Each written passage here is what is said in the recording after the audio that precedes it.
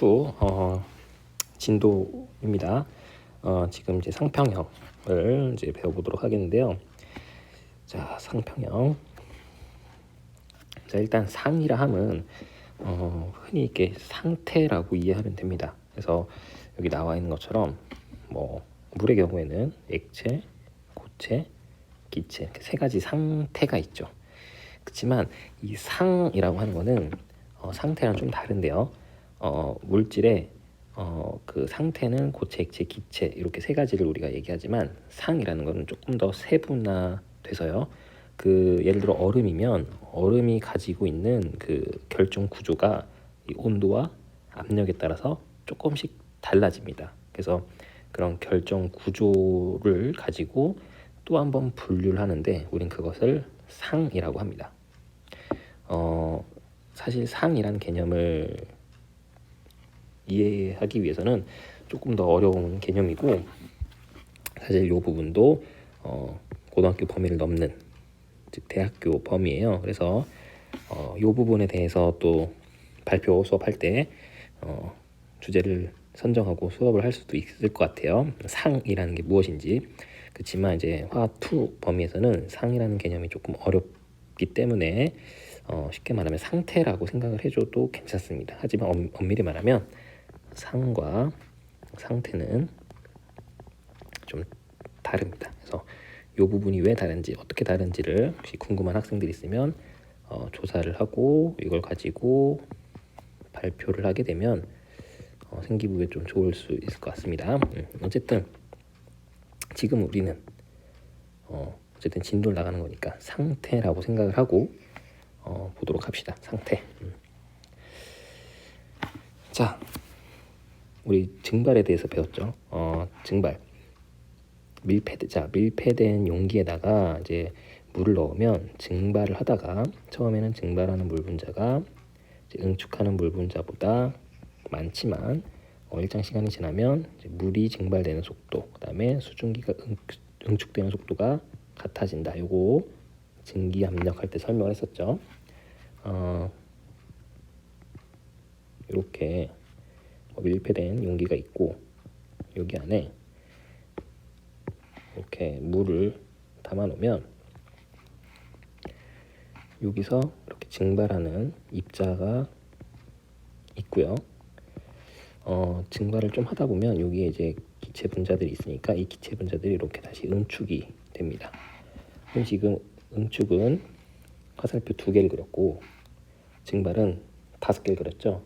그럼 이 상황에서는 증발량이 더 많은 거니까 증발이 더 잘 될 거예요. 그러다 보면 이게 기체가 더 많아지고 기체가 점점 많아짐에 따라서 응축되는 양도 점점 많아져서 결국 5대5로 이렇게 평형을 이루게 될 거죠. 요거를 우리는 계속 얘기하지만 동적 평형이죠.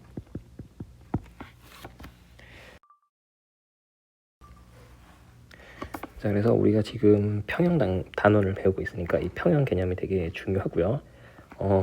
우리가 지금 배우고 있는 이 모든 개념들이 결국 평형 상태에서를 얘기하고 있는 거예요. 평형 상태에서의 상황을 다루고 있습니다. 지금 여기서 말하는 상평형 그림 자체도 평형일 때를 다루고 있는 건데 이때를 이제 여기서 알다시피 기체가 있고요. 액체가 둘이 공존하고 있죠. 자, 이런 공존을 우리는 상평형이라고 합니다. 근데 상평형이라고 하는 게 단순히 공존만 하면 상평형이다가 아니라 그 두 상태가 공존을 하면서 둘이 왔다 갔다 하는 그 상태 변화하는 속도가 둘이 같아야지, 즉 동적 평형을 이뤄야지 상평형이라고 부르는 거예요. 두 가지 조건이 만족을 해야 돼요. 첫 번째, 액체랑 기체가 공존을 하고 그 공존 과정에서 여기 나와 있는 것처럼 서로의 속도가 같은 경우, 그래서 양의 변화가 겉으로 보기엔 없는 경우 동적 평형이죠. 이 두 가지 조건이 만족해야 상평형이다 라고 부릅니다. 상평형 상태다. 그래서 여기 나와 있는 것처럼 두 상태 사이에 평형이 이루어졌을 때를 상평형이라고 한다. 이렇게 합니다. 그래서 우리는 알고 있죠. 0도씨, 0도씨에는 물과 얼음이 상평형을 이루고 있고 100도씨는 이제 물과 수증기가 상평형을 이루고 있다 이렇게 표현하는데 사실 그거는 온도만 생각한 요인이고요. 원래는 압력도 같이 고려를 해야 됩니다. 그래서 상평형 그림은 우리가 알고 있는 1차원의 그런 도표가 아니라 2차원의 도표입니다. 첫 번째 변수는 온도, 그리고 두 번째 변수는 압력이에요. 그래서 온도와 압력의 요 그래프를 보면 2차원이 그려지고 어떤 하나의 영역이 그려지게 되는데 그 영역에 의해서 이제 우리가 알고 있는 뭐 고체, 액체, 기체 구역으로 나눌 수가 있는 거예요. 근데 우리가 그 중에서 가장 먼저 고민해야 될 게 바로 여기 옆에 있는 요선이에요. 요선. 자, 요거는 우리가 앞에서도 배웠죠. 중간고사 때 배웠죠. 증기압력 곡선이에요. 증기압력 곡선. 온도랑 압력의 그래프고 이게 사실 물과 수증기의 그 경계선이라고 보면 됩니다. 즉 다시 말하면 우리가 이 증기압력 곡선에서 뭐 예를 들어 이 압력일 때 이 온도에서 증기압력을 구하는 방법은 이렇게 해서 이렇게 수평을 그어주고 이렇게 커서 여기 압력을 읽었잖아요, 그렇죠? 그래서 T도시에서 압력이 얼마다, 뭐 이런 식으로 우리가 증기압력이 얼마다 이런 식으로 우리가 공부를 했었죠. 그리고 중요한 게 이게 1기압이 되는 증기압력이 1기압이 되는 그 온도가 우리가 뭐 얘기했던 뭐 끓는 점이다. 뭐 이런 식으로 얘기했었죠. 그 증기압력 곡선이 바로 요거예요. 바로 요건데 사실 요 증기압력 곡선은 상평형 그래프에서 물과 기체의 경계선이었다. 이렇게 생각해 주면 되겠습니다. 그래서 요 윗부분, 즉 이 증기압력 곡선의 윗부분의 온도와 압력에서는 물로 존재하는 거고 이 증기압력 곡선의 아랫부분에서는 수증기로 존재한다. 이렇게 생각하면 돼요. 그래서 무슨 말이냐? 자, 1기압에서 100도씨다. 그럼 물이 끓는 점이죠. 물이 끓는다는 얘기는 물과 수증기가 공존한다는 얘기죠. 요 점, 즉 이 증기압력 곡선 위에 있으면 물과 수증기가 공존하는 겁니다. 그리고 공존하는 것뿐만 아니라 아까 말한 것처럼 동적 평형을 이루고 있는 거예요. 근데 뭐 예를 들어서 1기압인데 뭐 110도씨다. 그러면 여기죠. 1기압에서 110도씨면 이미 물이 다 끓어서 다 수증기로 되어 있어요. 그렇죠? 다 기체 상태로 존재하기 때문에 이 영역을 우리는 기체 영역이다 이렇게 부르는 거고요. 뭐 예를 들어 80도씨다.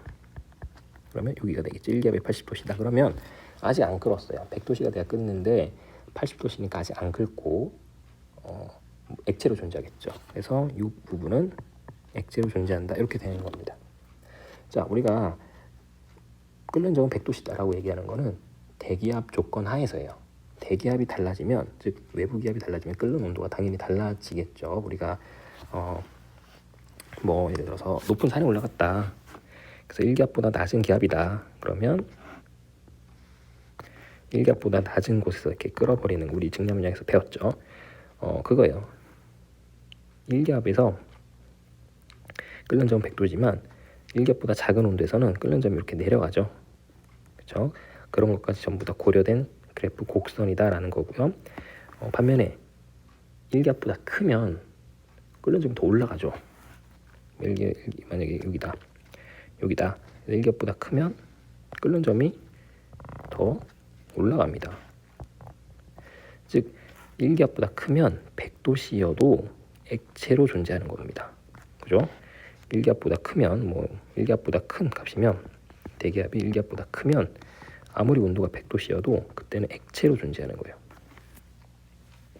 이렇듯 이 상평형 그래프는 온도와 압력에 따라서 어떤 물질이 어떤 상태로 존재하는지를 알려주는 그래프입니다. 자, 그래서 첫 번째 중요한 곡선, 증기압력 곡선을 배워봤습니다. 증기압력 곡선은 우리가 배웠던 요 곡선입니다. 요 곡선. 자, 그럼 여기에 선이 두 가지가 더 나오는데 하나는 여기, 또 하나는 여기요. 그리고 제일 중요한 T점이 있는데, 자, 먼저 고체와 액체 경계 여기를 보자. 고체와 액체 경계가 지금 PT 곡선으로 이렇게 그려지죠. 즉 여기도 이 온도, 이 압력에서는 고체와 액체가 공존한다는 거예요. 즉 1기압에서 여기 온도를 따져보니까 0도씨네요. 즉 1기압에서 0도씨는 물에 녹는 점이고, 물에 어는 점, 얼음에 녹는 점. 즉 물과 얼음이 공존하는 거죠. 그리고 아까도 말한 것처럼 동적 평형을 이루고 있는 상황이에요. 그거를 그래프상에서 점으로 표현할 수 있는 거죠. 근데 압력이 높은 곳이다. 압력이 더 높다. 1기압보다 더 높은 곳이다. 그러면 아무리 0도씨여도 압력이 높으면 아무리 0도씨여도 얘는 물로 존재한다는 거예요. 그죠? 반면에 1기압보다 낮다. 1기압보다 낮으면 0도씨가 되지 않아도 한 1점 몇 도씨여도 얼음으로 존재할 수 있다. 이렇게 되면 1도보다 더 큰 온도에서도 이제 얼어버리니까 그렇게 존재할 수 있다. 뭐 이런 얘기입니다. 그리고 이제 마지막 여기 곡선. 자, 여기 곡선은 얼음과 수증기가 공존하는 그런 지점이에요. 우리가 사실 물 같은 경우는 고체를 거쳤다가 액체를 거쳤다가 기체가 되죠. 그렇지만 드라이 아이스 생각해 봅시다. 드라이 아이스는 고체에서 바로 기체로 승화가 되죠. 드라이 아이스 같은 경우는 이 상평한 그래프에서 1기압이 여기에 나와 있거든요. 그래서 1기압 하에서는 고체에서 바로 기체가 될 수 있는 그 승화 현상이 잘 일어납니다. 근데 물의 상평한 그래프를 보니까 1기압이 여기 있어. 즉 1기압 하에서는 고체였다가 액체였다가 기체로 넘어가는 게 자연스러운 거죠. 근데 드라이 아이스처럼 승화를 한번 시켜보고 싶다. 그러면 압력을 엄청 낮추면 돼요.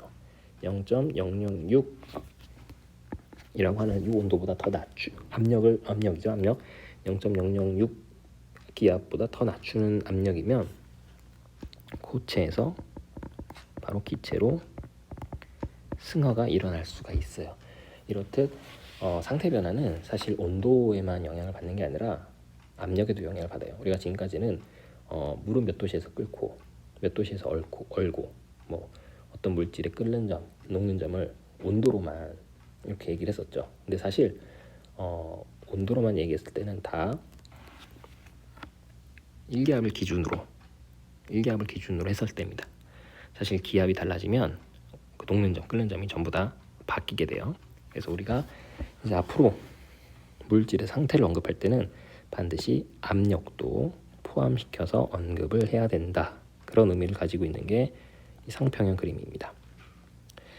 자, 그럼 여러 가지 고르기가 있는 설명이 있는데 좀 읽어봅시다. 자, 첫 번째 OT 이 곡선 증기압력 곡선이죠. 네, 우리가 아까 배웠던 그 곡선이고요. 두 번째 PT. 자, 여기는 융해 곡선이라고 합니다. 융해. 고체랑 액체를 왔다 갔다 하는 게 융해죠. 그다음에 QT. 여기 QT는 승화다. 고체랑 기체가 이렇게 상태 변화하는 걸 승화죠. 그래서 승화 곡선, 융해 곡선이고, 뭐 그렇게 따지면 OT 곡선은 기화 곡선이라고 불러도 되겠지만, 우리가 앞에서 이미 증기압력 곡선이라는 걸 배웠고 익숙하잖아요. 그래서 그냥 증기압력 곡선이라고 얘기하겠습니다. 자, 그리고 여기서 중요한 이 세 가지 곡선이 만나는 요 점이 있는데, 요 점 T라고 표현된 요 점이죠. 요 점을 우리는 상중점이라고 합니다. 자, 상중점의 의미는 물의 상중점은 0.01도씨, 그 다음에 0.006 기압, 대기압으로 0.006, 그 다음에 0.01도씨인데 이 온도하고 이 압력, 사실 우리 일상생활에서 잘 볼 수 있는 압력과 온도는 아니죠. 뭐 온도야 뭐 0도씨 근처니까 뭐 실험적인 조건에서 잘 만족시켜주면 되는데 압력은 상당히 낮은 압력이죠. 어쨌든 이 온도와 이 상당히 낮은 압력을 실험실 조건에서 만족을 시켜주면 어떤 일이 벌어지냐, 글쎄 물과 수증기와 얼음이 공존하게 됩니다. 우리가 두 가지 상이 공존하는 거는 쉽게 볼 수 있어요. 뭐 얼음물, 그죠? 얼음물.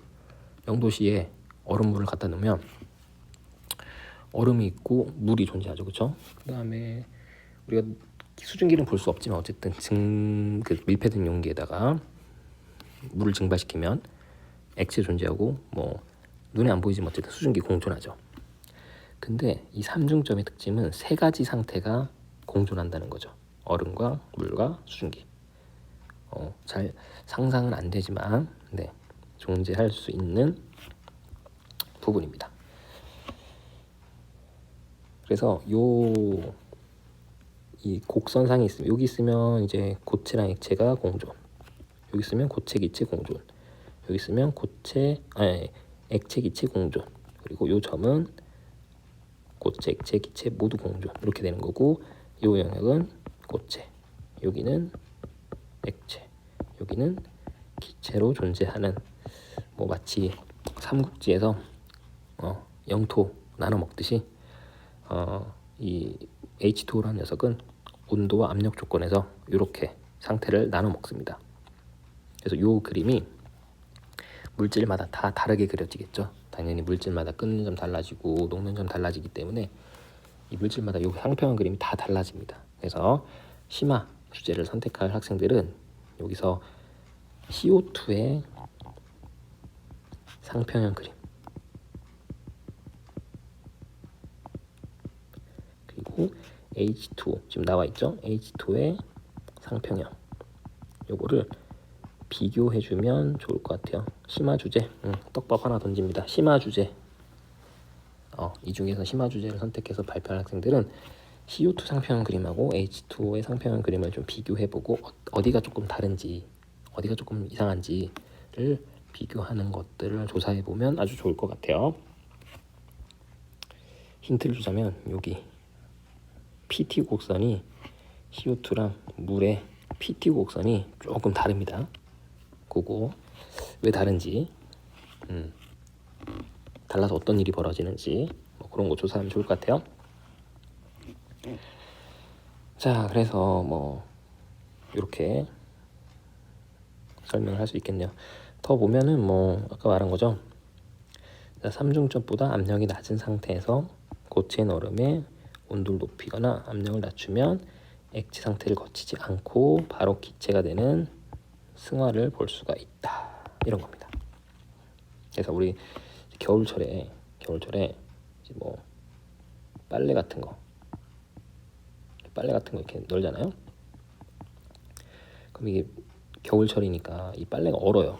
이 빨래가 다 이렇게 얼어 있어. 이렇게 다 이렇게 어는데 이게 어느 순간 가면은 다 뽀송뽀송하게 말라 있어요. 상식적으로 얼음이면 이게 녹았다가 축축해진 다음에 다시 뽀송뽀송하게 증발이 돼서 말라야 되잖아요. 근데 액체를 거치지 않고 바로 말라버리는 경우가 종종 있어요. 그럼 이거 승화인데 물이 승화되려면 압력이 엄청 낮아야 되는 거 아니냐. 맞아요. 이게 바람이 세게 불잖아요. 바람이 세게 불면은 순간적으로 여기 이 수건으로 치면 수건 표면의 압력이 순간적으로 그냥 낮아질 수가 있어요. 바람이 너무 세게 불면.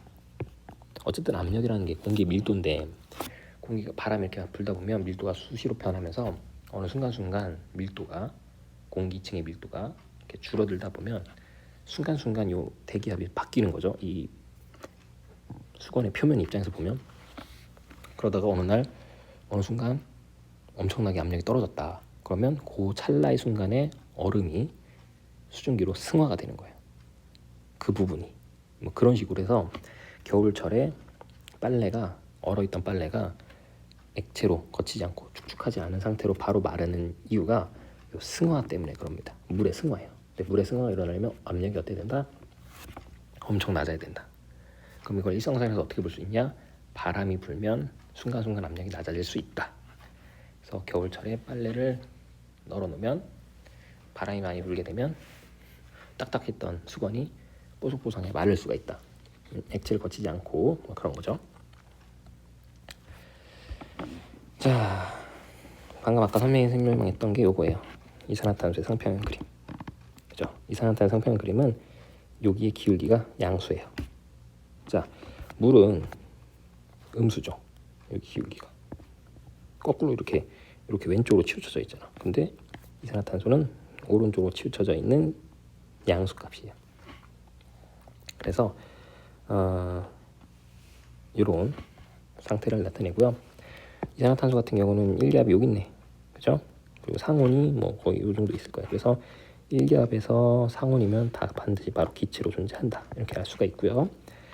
우리 뭐 아이스크림 가게 가면은 포장할 때 드라이아이스 주잖아요. 그죠? 그 드라이아이스를 가만히 냅두면 1기압 상황에서 이렇게 승화가 일어나서 기체가 되는, 액체 거치지 않고 바로 기체가 되는 그런 걸 볼 수가 있다. 그죠? 자, 그래서 이산화탄소의 융해곡선 PT는 양의 기울기 나타내고, 압력을 높이면 높일수록 어느 점이 올라간다. 뭐 이런 거죠. 자, 어느 점이 여기서 계속 만나는 요 점이잖아요. 그죠? 그래서 어느 점, 압력을 높일수록 어느 점이 점점 증가한다.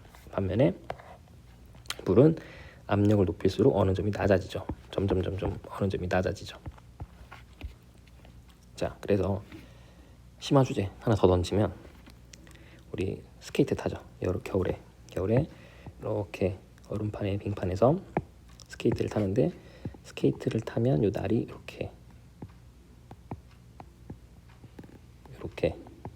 이런 식으로 날이 이렇게 서 있죠. 요 날이 그러니까 접촉 면적이 가느다라니까 압력이 엄청 높잖아요. 그죠? 그러면은 이 얼음에다가 압력을 엄청나게 가한 꼴이 되는 거예요. 얼음에다가 압력을 가하면, 즉 압력이 점점 높아지면 어느 점이 점점 내려가죠. 이 기울기가 왼쪽으로 치우쳐졌으니까. 즉 압력을 가면 물이 녹아요. 그래서 우리 왜 아이스 음료, 뭐 아이스 커피나든지 이런 걸 먹을 때 얼음을 빨대로 눌러보세요. 빨대. 이 얼음을 이 빨대로 이렇게 누르잖아요. 그럼 빨대가 점점 들어가.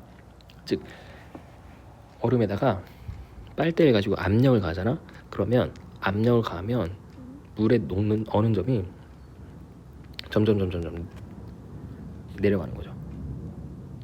즉 어느 점이 내려간다. 즉 물로 변한다는 거예요. 물로 변한다. 즉 녹는다는 거예요. 다시 보면 내가 이 점이야. 여기 점에서 압력을 가했어. 수평을 올렸어. 수직으로 올렸어. 그럼 이렇게 되죠. 즉 고체 영역에서 액체 영역으로 바뀌죠. 즉 얼음에다가 압력을 가하면 얼음이 녹는다.